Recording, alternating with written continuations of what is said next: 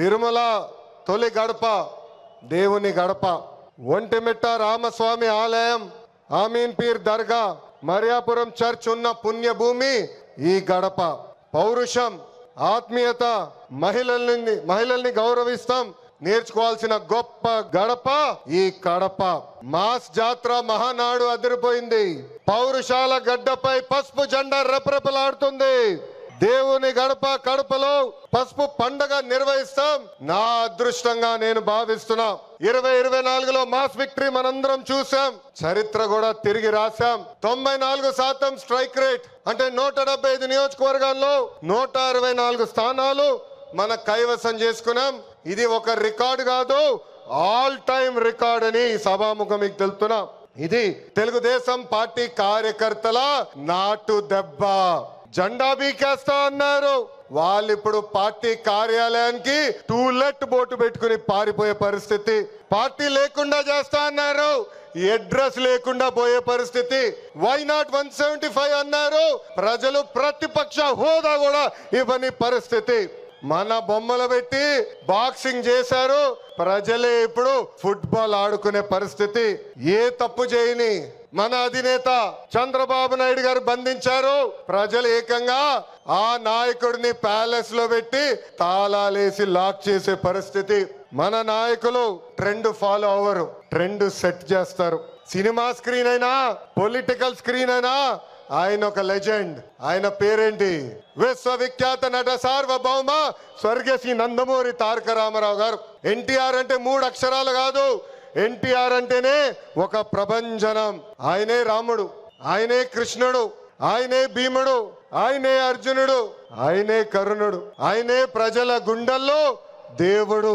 Party పెట్టిన 9 నెలల్లో అధికారంలోకి రావటం ఒక చరిత్ర. దేశానికి సంక్షేమం అనే పదాన్ని పరిచయం చేసిన వ్యక్తి అన్న ఎన్టీఆర్. 2 రూపాయలకి కిలో బియ్యం, 50 రూపాయలకి హార్స్ పవర్ విద్యుత్, జంతా వస్త్రాలు, పక్కా ఇల్లు, గురుకుల పాఠశాలలు, మధ్యాహ్న భోజనం, ఇట్లా చెప్పుకుంటే రోజంతా పడుతుంది. అన్న ఎన్టీఆర్ చేసిన సంక్షేమ కార్యక్రమాలు చెప్పేదానికి. సంక్షేమంలోనే అన్న ఎన్టీఆర్ ఒక బ్రాండ్.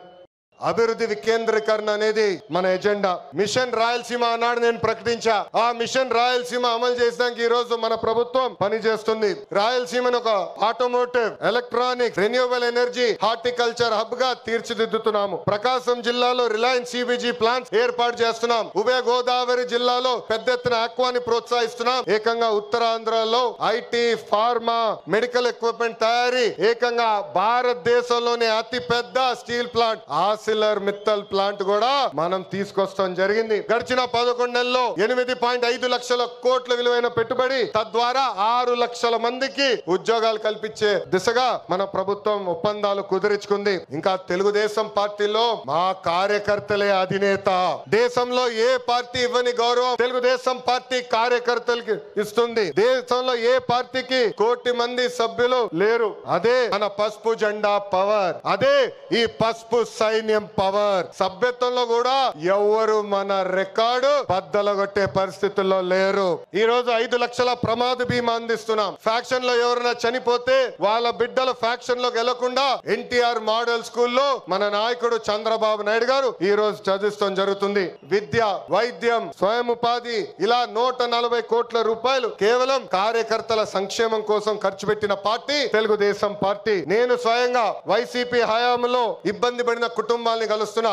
ఒక్కొక్కరిని కలిసి వాళ్ళకి ఏమైనా సమస్యలు ఉంటే మేము పరిష్కరిస్తున్నాం. అంతేకాదు మన అధినేత చంద్రబాబు నాయుడు గారు గాని నేను జిల్లాకు వచ్చినప్పుడు ప్రభుత్వ కార్యక్రమానికి వెళ్లే ముందల ఆనాడు మేము ఇచ్చిన హామీ మేరకు ముందల ఉత్తమ కార్యకర్తలు కలిసిన తర్వాతనే ప్రభుత్వ కార్యక్రమాలకి మేము వెళ్తాం జరుగుతుంది. నేను సీనియర్ని జూనియర్ని సమానం గౌరవిస్తా, కానీ పనిచేసే వాళ్ళని ప్రోత్సహిస్తా. ప్రతి కార్యక్రమంలో కార్యకర్తలు భాగస్వామ్యం అవ్వాలి, కలిసికట్టుగా పనిచేయాలి. మన చేస్తున్న సంక్షేమ అభివృద్ధి కార్యక్రమాలు ప్రజల్లోకి తీసుకురావాల్సిన అవసరం చాలా ఉంది. ఇక్కడున్న ఎంతో మంది మన అధ్యక్షుడు వారు చంద్రబాబు నాయుడు గారిని కలిశారు, నన్ను కూడా కలిశారు. పాదయాత్రలో లక్షలాది మంది నాతో ఏకంగా ఫోటోలు దిగారు. ఈ సభాముఖంగా వైకాపా కార్యకర్తలు ఆలోచించమంటున్నా, ఏనాడైనా మీ నాయకుడు మిమ్మల్ని కలిశాడా? ఏనాడైనా మీ నాయకుడు మీతో ఫోటో దిగారా? అధికారంలో ఎందుకు ఇప్పుడు ప్రతిపక్షంలో కూడా తాడేపల్లి కొంపకెళ్తే no entry, palace doors close అని చెప్పే పరిస్థితికి వచ్చారు.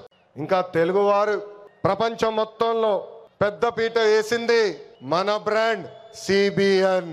సిబిఎన్ అంటే డెవలప్మెంట్, సిబిఎన్ అంటే సంక్షేమం, సిబిఎన్ అంటే మనందరి ధైర్యం.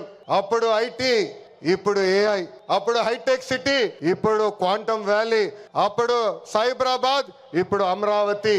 చాలని 200 రూపాయల పెన్షన్ ని 2000 రూపాయలు పెంచారు. ఇప్పుడు భారతదేశంలో ఏ రాష్ట్రం ఇవ్వని విధంగా 4000 రూపాయల పెన్షన్ మన చంద్రన్న అందిస్తున్నారు. అన్న క్యాంటీన్, డ్వాక్రా, దీపం, పేదల చిరునవ్వు మన నాయకుడు చంద్రబాబు నాయుడు గారు. మనకి ప్రతిపక్షం కొత్త కాదు, మనకి అధికారం కొత్త కాదు. 2019 నుంచి 24 వరకు విధ్వంస పాలన మనందరం చూసాం. ప్రశ్నిస్తే కేసులు, నా పైన కూడా 23 కేసులు పెట్టారు. పోరాడితే ఏకంగా అరెస్ట్ చేశారు. వేదిక మీద చాలా మంది నాయకుల్ని ఆనాడు అరెస్ట్ చేశారు. ఎన్ని ఇబ్బందులున్నా, ఎన్ని కేసులు పెట్టినా మనం ఆనాడు ఒకే డైలాగ్ చెప్పాం. ఏంటది? ఆ డైలాగ్ ఏంటి? తగ్గేదే లేదు. మనందరం చూసాం.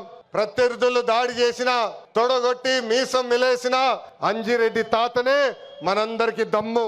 కత్తితో దాడి చేసి తల నుండి రక్తం కారుతున్నా ఏకంగా పోలింగ్ బూత్ లో కూర్చుని చివరి ఈవీఎం సీల్ పడే వరకు పోరాడిన మన అక్క మంజుల గారే మన ధైర్యం. కత్తి మెడపై పెట్టి వాళ్ళ నాయకుడికి ఒక్కసారి జై కొట్టమంటే జై చంద్రబాబు నాయుడు, జై తెలుగుదేశం అని ప్రాణాలు కోల్పోయిన తోట చంద్రయ్య మనందరికీ స్ఫూర్తి. వేదికమైన ఉన్నారు. పార్టీ కోసం పోరాడి ఆనాటి పాలకులు వ్యతిరేకంగా మాట్లాడినందుకు ఆయన కన్ను పొడిచి కంటి చూపు పోయినా జై తెలుగుదేశం మన గాంధీ గారే ఈ రోజు మనందరి సత్తా. విధ్వంస పాలనలో రాష్ట్రం తీవ్రంగా నష్టపోయింది. ఆంధ్రప్రదేశ్ ను ఏకంగా అప్పుల ప్రదేశ్ గా మార్చేసింది గత ప్రభుత్వం. ఒక్క కొత్త కంపెనీ తీసుకురాకపోగా ఉన్న కంపెనీల్ని పక్క రాష్ట్రానికి తరిమేసే పరిస్థితి మనందరం చూసాం. 1000 రూపాయలు పెంచేదానికి 5 సంవత్సరాలు వాళ్ళు తీసుకున్నారు.